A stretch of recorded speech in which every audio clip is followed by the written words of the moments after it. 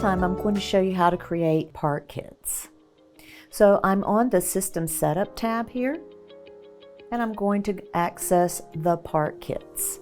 Now there are some that I already have in the system, but I do want to show you there is a new button here that you can click on and add the title or name and description of the part kit that you are adding as the new one.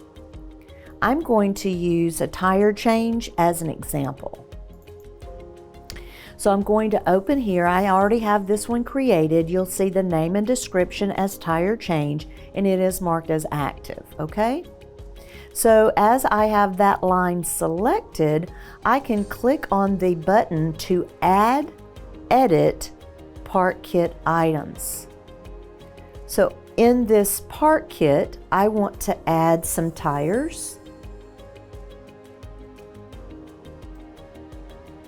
And I can choose the tires that I would like to select, and then I would probably need 4 of those maybe.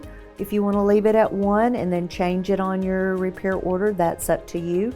I'm going to indicate that I'm doing a quantity of 4 tires for this change, and then maybe we need to add some bolts or something of that nature there, and we'll say I need 16 of those for 4 for each tire. And then moving right along, I now need to click Save. I have now saved these 2 parts into that 1 part kit for the tire change. Always make sure that you click on the Save button. So now when I go back in to see the tire change, I'll click the Add or Edit part kit items, and you'll notice those parts remain.